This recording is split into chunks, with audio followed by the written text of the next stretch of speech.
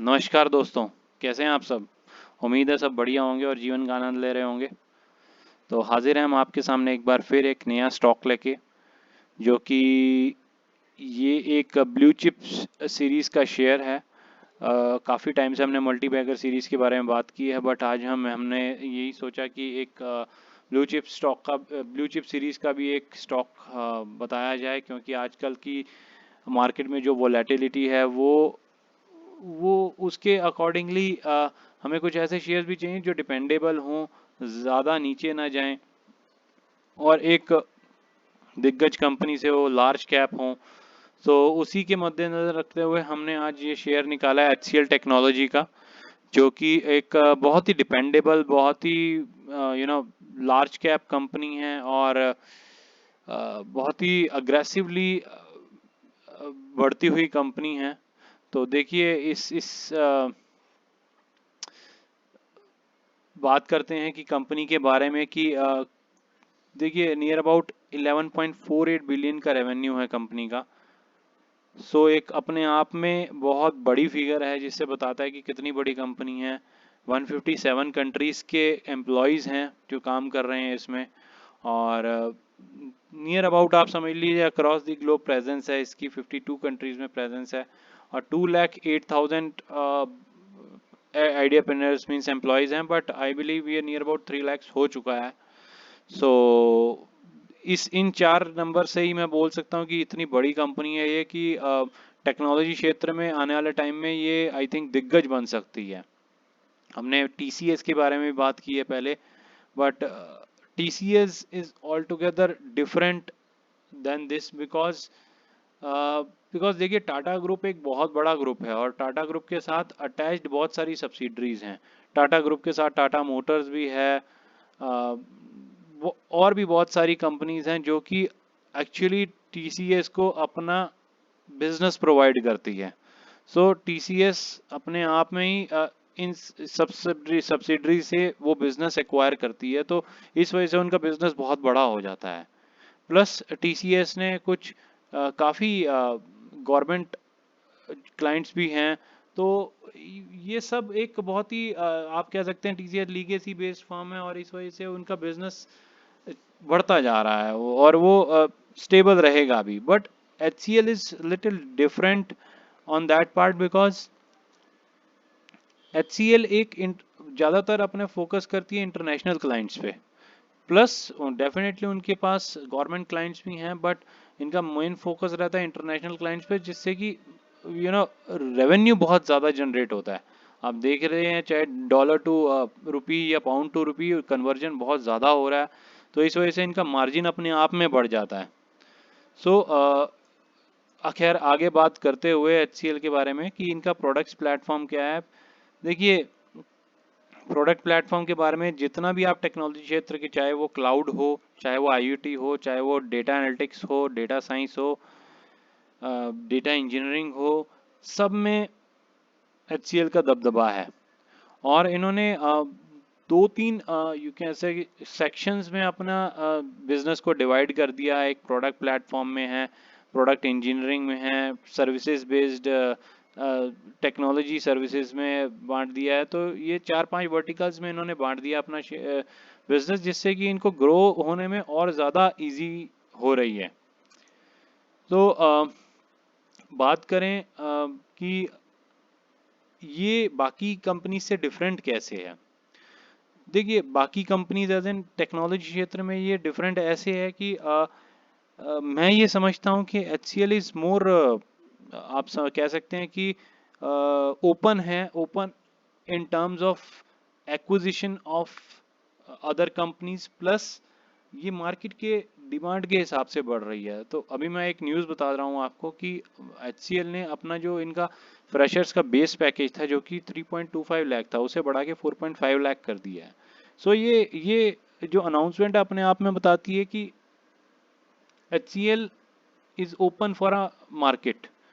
वो टैलेंट को रिटेन करने के लिए ज़्यादा रिन्यूमरेशन देने के लिए तैयार है। बट मैंने किसी भी और कंपनी लेट से TCS, इन्फोसिस, टेक महिंद्रा, किसी से भी ये नहीं सुना कि उन्होंने भी अपना रिन्यूमरेशन बढ़ा दिया। डेफिनेटली वो बात चल रही है बढ़ने की, बट कोई अभी सॉलिड अभी स्टेटमेंट नहीं आई है। सो इस वजह से मैं समझता हूँ कि HCL इज मोर इनिशिएटिव ले रही है टैलेंट को एक्वायर करने में।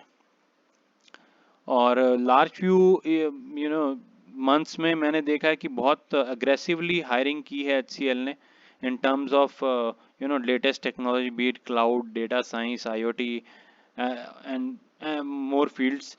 सो ये तो रही बात HCL के बिजनेस की। नए नाउ अब हम बात करेंगे HCL के नंबर्स की कि सिर्फ अभी स्टोरी अच्छी है या वाकई में नंबर्स भी अच्छे हैं। तो आइए बात करते हैं नंबर्स के बारे में। सबसे पहले मार्केट कैप देखिए, 2,79,000 करोड़।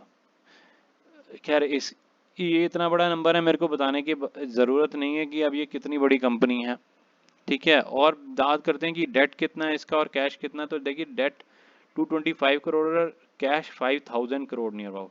तो ये आप कह सकते हैं कैश रिच कंपनी है, इसीलिए ये टाइम दर टाइम ये एक्विजिशन करती रहती है दूसरी कंपनीज का, और इससे उनके बिजनेस को भी ग्रोथ मिलती है, ठीक है। बाकी बात करें हम शेयर होल्डिंग के बारे में, एक बार जरूर बात करूंगा। तो नियर अबाउट देखिए 60% प्रोमोटर्स के पास है, और बाकी हम बात करें 60% प्रोमोटर्स के पास, FII के पास 18.97% है, और DII के पास नियर अबाउट 15%। पब्लिक के पास देखिए आप कितना शेयर है, 5.6% शेयर ओनली। सो कुछ लोगों के पास ही सिर्फ HCL के शेयर हैं, रिटेल पब्लिक की मैं बात करूं, बाकी सब बड़े बड़े इन्वेस्टर्स के पास हैं। तो आप यहीं से समझ सकते हैं, अगर कभी कुछ मार्केट में ऐसा कुछ आता भी है तो रिटेल पब्लिक अगर बेचती है तो इतना ही मार्जिन है उनके पास बेचने के लिए, बाकी सब बड़े हाथों में है, ठीक है। एक चीज मैं और बात करना चाहूंगा, देखिए मार्च क्वार्टर में इन्होंने अपनी शेयर होल्डिंग बढ़ाई है, तो ये एक बहुत बड़ा संकेत है आने वाले टाइम के लिए कि कंपनी का आउटलुक क्या है और कितना बड़ा होने जा रही है। क्योंकि प्रमोटर तभी उठाता है अपने कंपनी के शेयर जब उसे लग रहा हो कि आने वाले टाइम में प्रॉफिट ज़्यादा होने वाला है। तो ये इस बात पे मेरी ज़रूर ध्यान दीजिएगा। बाकी रही बात हमारे नंबर्स की, तो देखिए ये सारी कंपनीज आप एटलीस्ट 1 2 3 4 5 ये सारी कंपनी, इनफैक्ट LNT भी आपने सुनी होगी इन सब में। मैं इन सबको, सारी कंपनीज को, TCS, Infosys, HCL, Tech Mahindra, इन सबको काफ़ी अच्छी तरीके से जानता हूँ, बिकॉज मैं इन सब में काम कर चुका हूँ, एंड आई नो कि सब कंपनीज कैसे ऑपरेट करती हैं। ये जो ऊपर वाली 5 कंपनीज आप देख रहे हैं उनमें से 4 में मैं काम कर चुका हूँ। सो आई नो कि ये कंपनीज कैसे ऑपरेट करती हैं और क्या विजन है इन सब कंपनीज का। मैं TCS के बारे में तो मैं पहले ही बता चुका हूँ कि ये काफ़ी बड़ी एक ग्रुप है और सब्सिडरी से इनको बहुत बिजनेस आता है। बट इन्फोसिस या HCL के बारे में बात करूँ तो EPS काफ़ी अच्छा है इंडस्ट्री के हिसाब से HCL का। हालांकि बाकी का कंपनीज का भी नियर अबाउट है, बट मेरे को आने वाले टाइम में HCL का काफ़ी अच्छा EPS होता हुआ दिख रहा है, क्योंकि प्रॉफिट बहुत होने जा रहा है, इनके बहुत क्लाइंट्स बड़े हैं पहले से, एंड PE एक नॉर्मल है 25 के आसपास है, जो कि इंडस्ट्री के हिसाब से ठीक ठाक है। अभी फॉर द टाइम बीइंग ये ठीक ठाक बैठी हुई है, but in the coming days I believe कि इनका प्रॉफिट बहुत बढ़ने वाला है। और ROE देखिए अच्छा खासा ROE है।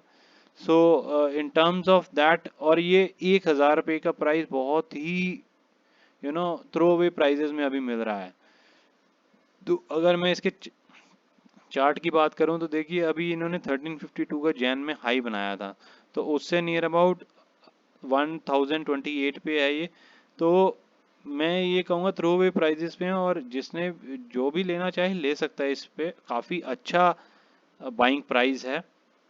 और एटलीस्ट अगर जो लॉन्ग टर्म के लिए ही ये शेयर होते हैं, अगर जो रखना चाहते हो तो आप इसे कंपेयर कीजिए FD से, FD या RD से, किसी और मल्टी बैगर से कंपेयर मत कीजिएगा इसे, और उससे काफ़ी अच्छा रिटर्न देने का क्षमता है इस शेयर में।